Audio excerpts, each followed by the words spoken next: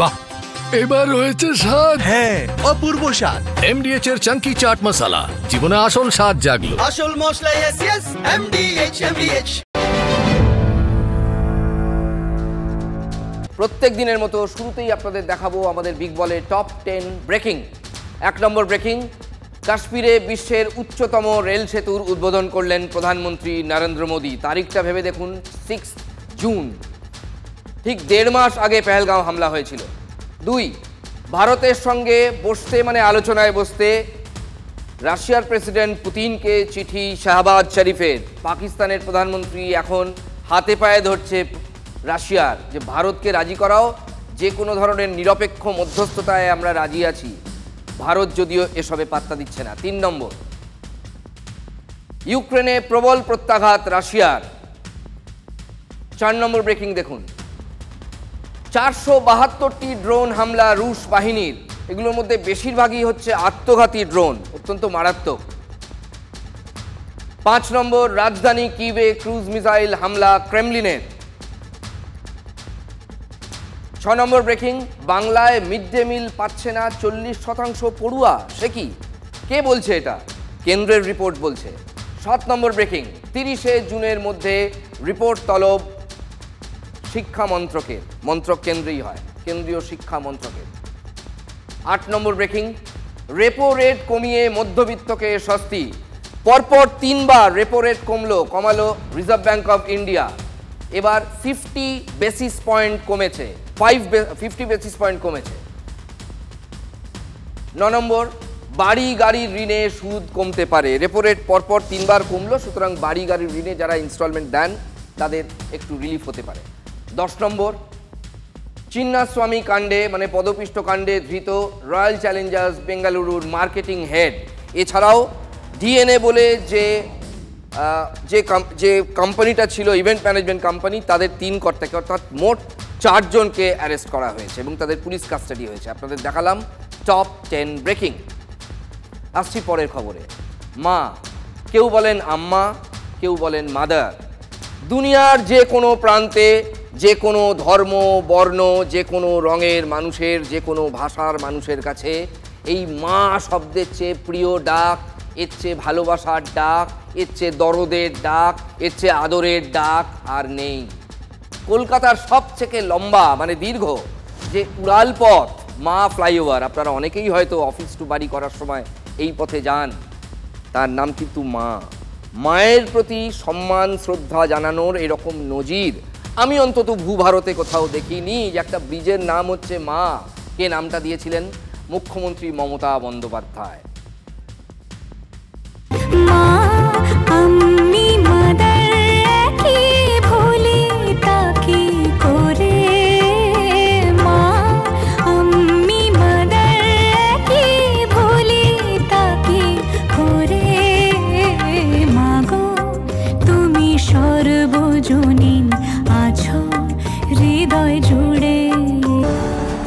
यहाँ 2 सज्जन 2 कोने में चित्र बना करके लाए हैं। आप इतने प्यार से लाए हैं और वो भी मेरी माँ का चित्र बना के लाए हैं। ये दोनों मेरी माँ की तस्वीर बना के लाए हैं। आप दोनों का मेरी तरफ से बहुत बहुत धन्यवाद। I do not know how to give my condolences message to your family members and the others, because mother is no substitute to any other. Your mother means our mother also. I remember my mother also. মা যতদিন বেঁচে ছিলেন, মা আমার একমাত্র মা, আমার কাছে আমার দায়িত্বে মা ছিল। মাকে আরাধনা করেই মাদার, আম্মা, মা সবাইকে আরাধনা করার পর থেকেই মাটিতে তৃণমূল কংগ্রেস আবার মা মাটি মানুষের লড়াইটা শুরু করতে যাচ্ছে। আমি প্রথমেই আমার মা বোনেদের আমার অনেক প্রণাম জানাচ্ছি। এহেন মমতা বন্দ্যোপাধ্যায়ের প্রিয় পাত্র অনুব্রত মণ্ডল কয়েকদিন আগে পর্যন্ত যিনি বীরভূম জেলার সভাপতি ছিলেন, সিবিআই কেষ্টকে গ্রেফতার করার পরেও তাকে পদ থেকে তখন কিন্তু সরাননি মমতা বন্দ্যোপাধ্যায়। এই তো কেষ্ট বসে আছে, ওর পেছনে কেউ কেউ লাগে নানা রকম ভাবে, কিন্তু ভালো সংগঠন, ভালো কাজ করে আমি জানি। কেষ্টর মতো এত সাহায্যকারী ছেলে আমি খুব কম দেখেছি। কেষ্টকে করলেন কেন? কি করেছিল কেষ্ট? কেষ্ট যদি দুর্নীতির জন্য অ্যারেস্ট হয়ে থাকে, তোমার গদ্দার তো সবচেয়ে বড় দুর্নীতিবাজ, সে কেন অ্যারেস্ট হবে না? যতদিন কেষ্ট ফিরে না আসছে, লড়াই আরো 3 গুণ বাড়বে। বীরের সম্মান দিয়ে ওকে জেল থেকে বের করে আনবেন, ঠিক আছে? এতক্ষণ কিন্তু বলছিলাম গর্বের কথা, এবার ক্রমশ দুঃখের কথায় ঢুকছি। এই মা নিয়েই মমতা বন্দ্যোপাধ্যায়ের প্রিয় কেষ্টমণ্ডল কদর্য ভাষায় কথা বলেছেন মায়েদের সম্পর্কে, মায়ের জাত সম্পর্কে।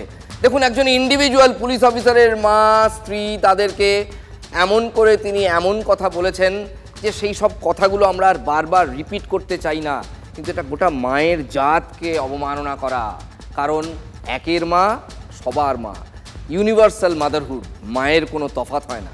বোলপুর থানার আইসির মা ও স্ত্রী সম্পর্কে কেষ্ট কদর্য মন্তব্য করেছেন, সেই অডিও ভাইরাল। তৃণমূলের একজন বড় নেতা, সরকারের এসআরডি এর চেয়ারম্যান, তিনি বলছেন তোর বউকে, তোর মাকে রেপ করব, 5 বার বলেছে।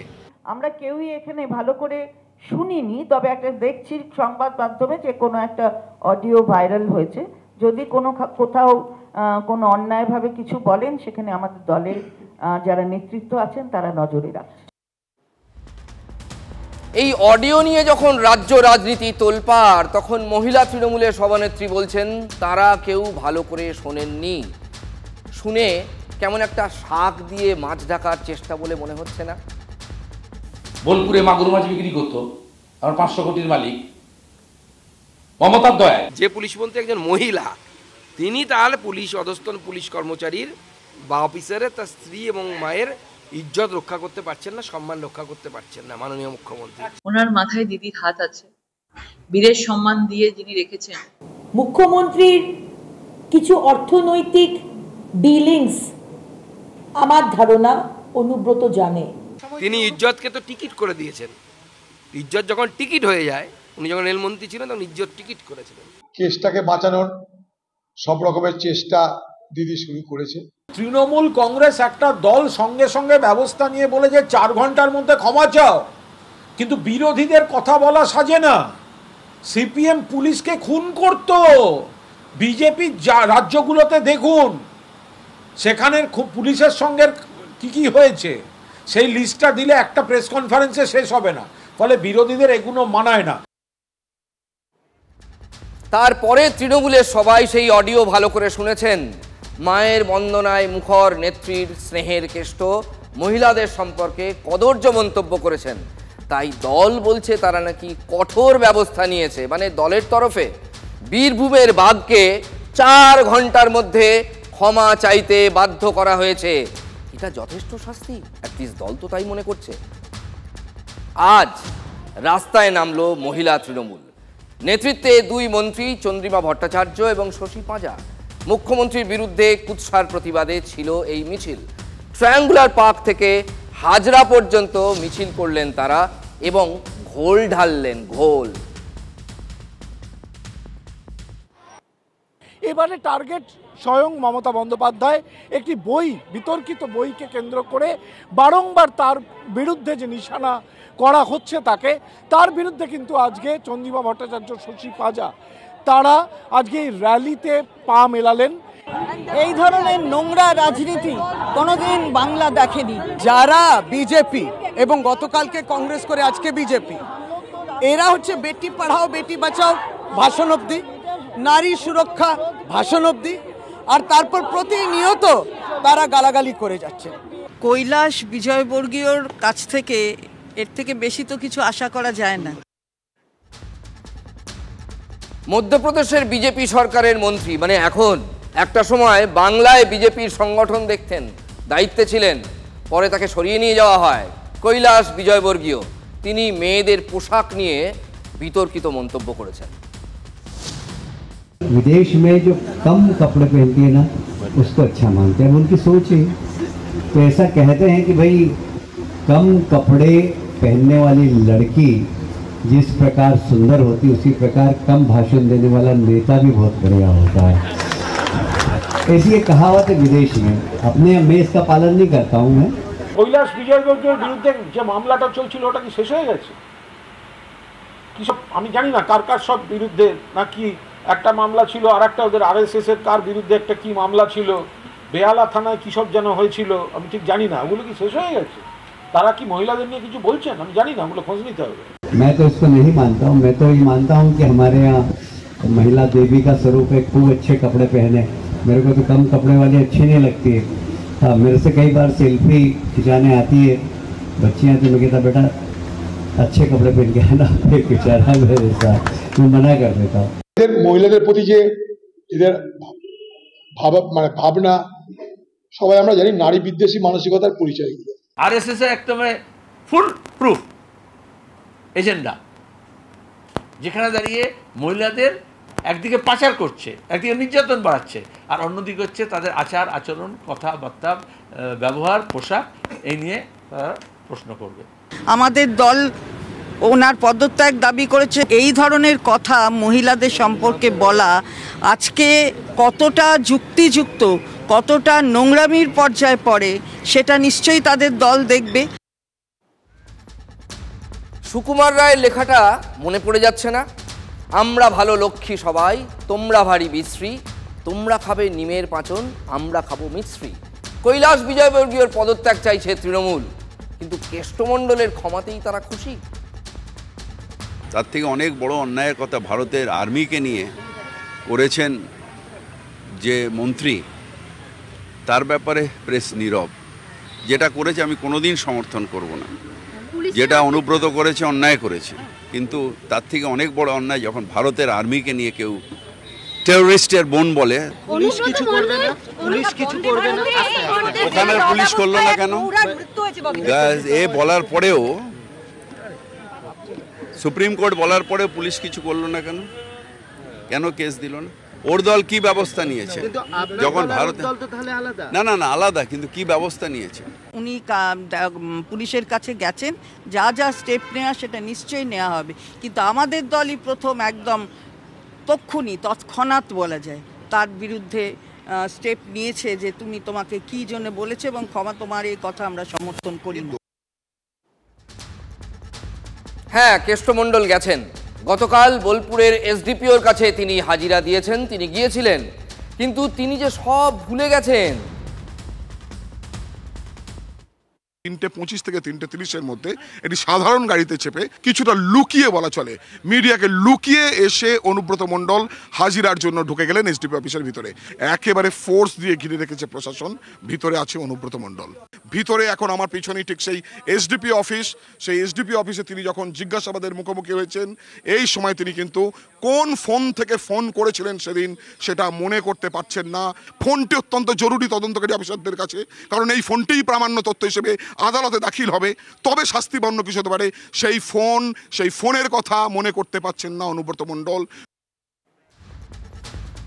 কেষ্টমণ্ডল সশরীরে হাজিরা দিয়েছেন, এতেই কি উদ্বাহু হয়ে দুহাত তুলে নৃত্য করা উচিত ছিল পুলিশের? তার বদলে 90টা প্রশ্ন কেষ্টর মুখের ওপর করেছে পুলিশ। তারপরই নাটকের ভেতরের নাটক, কিছুই মনে পড়ছে না। এবং ঘুমের ওষুধের ডোজ, যারা ঘুমের ওষুধ খান তারা একদিক থেকে সৌভাগ্যবান। হ্যাঁ দেখো, একেবারেই তাই। সেই ঘরের ভেতর ঘর বলে একটি উপন্যাস ছিল, আর এটা যেন নাটকের ভিতরের নাটক। দেখতে পাচ্ছি SDPO অফিস। সেই SDPO অফিসে 5ই জুন মানে গতকাল এখানেই একবারে লুকিয়ে সবার চোখ এড়িয়ে বীরভূমের যে একদম বলা চলে দুর্দণ্ড প্রতাপ নেতা অনুব্রত মণ্ডল ঢুকে পড়লেন। ঢুকে পড়ে কোথায় গেলেন না, এই যে SDPO অফিস রয়েছে, SDPO অফিসের সামনে যে বারান্দা দেখতে পাচ্ছ, তারপরেতেই রিসেপশন রয়েছে, সেখানে ঢুকলেন। সেখানে ঢুকে ওয়েট করলেন। তারপরে SDPOর ঘরের ভিতর ঢুকে গেলেন এবং ঢুকে গিয়ে একদিকে SDPO এবং তার সহকর্মীরা, অন্যদিকে অনুব্রত মণ্ডল, তার লয়ার বিপত্তারণ ভট্টাচার্য, মানে যিনি বিজেপির নেতা বলে আমরা কালকে খবরও করেছিলাম, সেই বিপত্তারণ ভট্টাচার্য, এবং তার সঙ্গে যেহেতু তিনি অসুস্থ সেই কথা বলে একজন অ্যাটেন্ড্যান্ট বিশ্বরূপ মণ্ডল বলে একজনকে নিয়ে এসেছিলেন। এই 3 জন বসেছিলেন। এরপরে কিন্তু 90টি প্রশ্নের, প্রায় এখনও সূত্র মারফত আমরা যা জানতে পারছি, প্রায় 90টি প্রশ্নের প্রশ্নমালা তার সামনে ফেলে দেওয়া হয়। বেশিরভাগ প্রশ্নের উত্তর ছিল হ্যাঁ বা নায়ে দিতে হবে। সেখানে তিনি প্রায় প্রতিটা প্রশ্নের উত্তর এড়িয়ে যাবার চেষ্টা করেন। খুব ইন্টারেস্টিং জানেন, এই যে 90টা প্রশ্নই তো আর দেখানো যায় না, এটা সময় হবে না, কিন্তু তার কিছু এক্সাপ্টস, মানে কালকে তাদের এই এসডিপিও অফিসে কেষ্টবাবুকে পুলিশ অফিসাররা কি জিজ্ঞেস করেছিলেন এবং তার জবাবে কেষ্টমণ্ডল কি বলেছিলেন, যতটা আমরা পেয়েছি আপনাদের বিগ বলে দেখাবো। দেখুন একবার, আপনি কেন আইসিকে ফোন করেছিলেন, এটা প্রশ্ন ছিল। কাকে ফোন, কোন ফোনের কথা বলছেন, এটা কেষ্টবাবুর জবাব ছিল। সূত্রের খবর, বোলপুরের আইসিকে আপনি ফোন করেছিলেন, এটা প্রশ্ন, পুলিশ অফিসারদের প্রশ্ন। হ্যাঁ, আমাদের এক কর্মীর মার খাওয়া নিয়ে কেষ্টবাবু উত্তর দিয়েছিলেন। আপনি থ্রেট করেছিলেন কেন, কেন গালিগালাজ, তার উত্তর কি দিয়েছিলেন, না আমি তো আর কোনো কথা বলিনি। মানে ফোন করেছিলেন, প্রথমে হ্যাঁ বললেন, আমি তো আর কোনো কথা বলিনি, এটা কেষ্টবাবুর জবাব। তারপর সওয়াল জবাব, কেন আইসিকে কদর্য গালিগালাজ দিলেন, তখন কি জবাব দিয়েছেন কেষ্টমণ্ডল, এই ধরনের কিছুই আমার মনে নেই, ঘুমের ওষুধের ডোজ। তারপর যে ফোন থেকে হুমকি দিয়েছিলেন সেই ফোনটা কোথায়, এবার ফোনের প্রসঙ্গে আস্তে আস্তে ঢোকা হচ্ছে, এই ফোনটা তদন্তে গুরুত্বপূর্ণ। কেষ্টবাবুর কি জবাব ছিল আপনাদের দেখাবো। কেষ্টবাবু বলেন, কোন ফোন, আমি তো ফোন করিনি, আমার তো কিছু মনে পড়ছে না। মানে কেষ্টবাবু সব গুলিয়ে ভুলে গেছেন। মানে এটাই হচ্ছে এখন এই তদন্তের সবথেকে ইন্টারেস্টিং টার্নিং পয়েন্ট। শত শত মানুষ ঘুমের ওষুধ খান রাত্রিবেলায় ঘুমোতে যাওয়ার আগে, সবাই যদি তার অতীত স্মৃতি ভুলে যান তাহলে জগৎ সংসার চলবে কি করে। সত্যি কেষ্টমণ্ডল সব ভুলে গেছেন, অর্থাৎ আমরা এই কারণেই বলছি ফোনে আছে মনে নেই। কেষ্টমণ্ডল সব ভুলে গেছেন, ফোন করেছেন এইটুকু শুধু মনে আছে, দলকে ক্ষমা চাওয়ার চিঠি দেওয়ার কথা সব মনে ছিল, তারপর মিডিয়ার সঙ্গে কথা বলার সময়ও সব মনে ছিল। নিজের রাগ সামালতে পারিনি, এটা স্বাভাবিক, আমি বলেছি, এর জন্য আমি দুঃখিত, আমি ক্ষমা প্রার্থী। যদি স্বাভাবিক আমার মুখ থেকে এই কথাটা বেরোনো উচিত নয়, তার জন্য আমি দুঃখিত এবং ক্ষমা প্রার্থী। বেশ কয়েকটা দিন পুলিশকে একেবারে নাচিয়ে তারপর পুলিশের কাছে গিয়ে তিনি সব ভুলে গেলেন। মাথায় অক্সিজেন কম যায়, অনেক ওষুধ খান। পুলিশের জিজ্ঞাসাবাদের পর অবশ্য তিনি বেরিয়ে আসেন হাসি মুখে, যেন দিগ্বিজয় করে এসছেন। এবার আমার একটা বডি ল্যাঙ্গুয়েজ ছিল একদম রাজার মেজাজে। আবার বলেছেন চালচলন দেখে তারপর দুদিন পর যা বলার বলবো। দুদিন দেখি তারপর, আগে চালচলন দেখি, চালচলন দেখি তারপর, আগে চালচলন দেখি তারপর, চালচলন দেখি তারপর। তিনি তার ফোন কোথায় রেখেছেন সেটা নাকি মনেই করতে পারে। মমতা ব্যানার্জির বাড়িতে আছে। দিদির সব কেরামতি এগুলো সবাই জানে তো। এগুলো দিদি চাইছে না তার দলের তার ভাব শিষ্যদের অসুবিধা হোক, তাই এটা হয়েছে। 3 দিন 4 দিন ধরে যাচ্ছিল না, মমতা ব্যানার্জি শিখিয়ে দিয়েছে যা যা বলতে তাই শিখিয়ে বলেছে এবং তাকে দিয়ে প্রকাশ্যে ক্ষমা চাইছে। পুলিশের মতো তদন্ত করছে। অনুব্রত মণ্ডল যেটা বলেছেন, খারাপ কথা বলেছেন, এ নিয়ে কোনো প্রশ্ন উঠছে না, নিন্দা করেছে দল। মমতা ব্যানার্জি বলেছিলেন তার অক্সিজেন কম আছে, স্মৃতিশক্তি কম আছে, এটা তোমার কাছ থেকে জানলাম, বা উনি বলেছেন আর কি। মমতা ব্যানার্জির গাইডেন্সে অনুব্রত চলছে, যা যা শিখিয়ে দিচ্ছে ফেস টাইমে, হয়তো নিজে করছে না, ফেস টাইমকেও বিশ্বাস করছে না, এবার অন্য কারো ফোন থেকে হয়তো করে দিয়েছে। ববি একটু বলে দিবি তো অনুব্রতকে, এই করবি এই করবি না। আগে নিজের দিকে তাকিয়ে দেখুন, সন্দেশখালী মা বোনদের সম্মান কিভাবে নষ্ট করেছেন টাকার বিনিময়ে। লজ্জা করে না, লজ্জা করে না? সন্দেশ তো আপনার জন্য অপেক্ষা করছে। কেষ্টমণ্ডলের ঘটনায় প্রমাণ হয়েছে যে মহিলা মুখ্যমন্ত্রীর আমলে তৃণমূল কংগ্রেস নেতাদের কাছে মহিলাদের সম্মানটি কি। পুলিশ যে আইসির বোলপুর থানার আইসির টেলিফোন হ্যান্ডসেটটাকে বাজেয়াপ্ত করলো, তার মানে একদিকে উনি বলছেন মনে নেই, আর এবার পুলিশের হাতে, মানে বুঝতে পারছো রাজীব কুমার ডিজির হাতে, তাহলে সেটাকে যেরকম চিট ফান্ডের সমস্ত সাক্ষী সাবুত লোপাট হয়েছে। পশ্চিমবঙ্গ পুলিশের কেষ্টমণ্ডলের কেশাগ্র স্পর্শ করার ক্ষমতা নেই, হিম্মত নেই, সেটা প্রমাণ হবে। আইনের পাঠটা আইনের মতো চলছে। যদি ওনাদের মনে হয় আইনের পথে চলছে না, বা ওনাদের কোনো বক্তব্য থাকে, তারা তাদের মতো করে তো কথায় কথায় বিভিন্ন কোর্টে তো ওনাদের যাওয়ার একটা অভ্যাস আছে, জান ওনারা। এক কেষ্ট নামে কত কাণ্ড বলুন তো। তিনি এবারও বুঝিয়ে দিয়েছেন নাম হি কাফি হ্যায়। এবার একটু জয় জগন্নাথ বলে বরং আর একটা বিতর্কের কথায় আসি। আসলে এ রাজ্যে সব সম্ভব, সব ধরনের বিতর্ক সম্ভব। তাই এবার দীঘার মন্দিরের প্রসাদ নিয়েও একটা যুদ্ধ ভাব। জয় জগন্নাথ। দীঘা জগন্নাথ মন্দিরে পবিত্র ছবি ও প্রসাদের প্যাকেট পৌঁছে যাবে।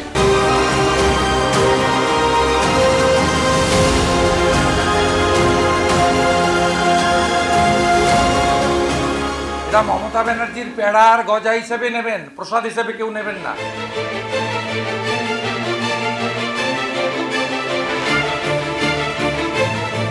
প্রসাদের একটা মূল অংশ জগন্নাথ ধাম মন্দির থেকে আসবে।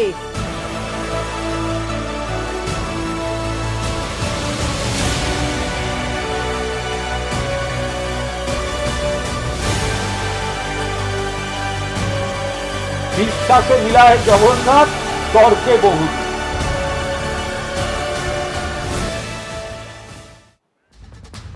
বিশ্বাসে কি পাওয়া যাবে সে তো পরের কথা, তার আগে দেখুন কেমন দুয়ারে এসে গেছে গরমা গরম প্রসাদ বিতর্ক। একদম তাজা তরজা এটা। দীঘায় জগন্নাথ দেবের মন্দিরের উদ্বোধন হয়েছে গত এপ্রিল মাসে অক্ষয় তৃতীয়ার দিন, কিন্তু বিতর্ক তারও আগে থেকে এই মন্দিরের সঙ্গে জড়িয়ে। ওরা চলছে, এখনো পর্যন্ত চলেই যাচ্ছে। তার উপর এবার জুটেছে নতুন প্রসাদ বিতর্ক। এবার দীঘার জগন্নাথ মন্দিরের প্রসাদ বাড়ি বাড়ি পৌঁছে দেওয়ার কাজ শুরু করতে চলেছে রাজ্য। জেলার এসডিও বিডিওদের কাছে, মানে সব জেলায় এটা হচ্ছে, তাদের কাছে পৌঁছে যাচ্ছে বিশেষ নির্দেশিকা বা সার্কুলার। 17ই জুন থেকে শুরু হয়ে যাবে এই কাজ। বাক্সে করে পাঠানো হবে মন্দিরের একটি ছবি, একটি করে প্যাড়া, একটি করে গজা। মূলত দুয়ারে রেশনের পরিকাঠামো ব্যবহার করে প্রত্যেক এলাকায় চলবে এই প্রসাদ বিতরণের কাজ। বুঝতেই পারছেন এটা কিন্তু একটা বিশাল কর্মকাণ্ড। শুধু উত্তর 24 পরগনা জেলায় 10 লক্ষ হাউস হোল্ড বাছা হচ্ছে, 10 লক্ষ পরিবার, ব্যক্তি নয়। কিন্তু শুরুর আগেই বিতর্কের কাঁটা। রাজ্যের বিরোধী দলনেতা তিনি নাকি মারাত্মক অভিযোগ তুলেছেন। লোকাল মিষ্টি দোকানে হচ্ছে, দীঘা থেকে বানিয়ে আসছে না। এটা হিন্দুদের আস্থায় আঘাত নয়। মহাবিতর্কের ঢাকে কাঠি পড়ে গেছে। প্রসাদেও কেলেঙ্কারি কাণ্ড দেখছে বিজেপি। এই দেখুন, সাংবাদিক সম্মেলন করে কেমন একের পর এক বোমা ফাটাচ্ছেন শুভেন্দু অধিকারী। একেবারে ওজন লেখা কাগজের টুকরো সাটিয়ে ছবি সামনে এনেছেন। বিরোধী দলনেতার দাবি এসবে প্রসাদের কোনো ছোঁয়া নেই, সব স্থানীয় দোকানে, মানে এলাকার মিষ্টি, নর্মাল মিষ্টি তৈরির দোকানে, মামুলি মিষ্টি মাত্র। এটাও তার দাবি, এটা শুভেন্দু অধিকারীর অভিযোগ। তিনি এও বলেন যে 60 গ্রামের গজা আর 20 গ্রামের প্যাড়া, এই হচ্ছে বাড়ি প্রতি বরাদ্দ। মেপে মেপে দৈর্ঘ্য, প্রস্থ, ওজন সব তুলে ধরেছেন। মানে এগুলো সার্কুলারে লেখা আছে বলে তার দাবি। কিছুই আর বলতে বাদ রাখেননি তিনি।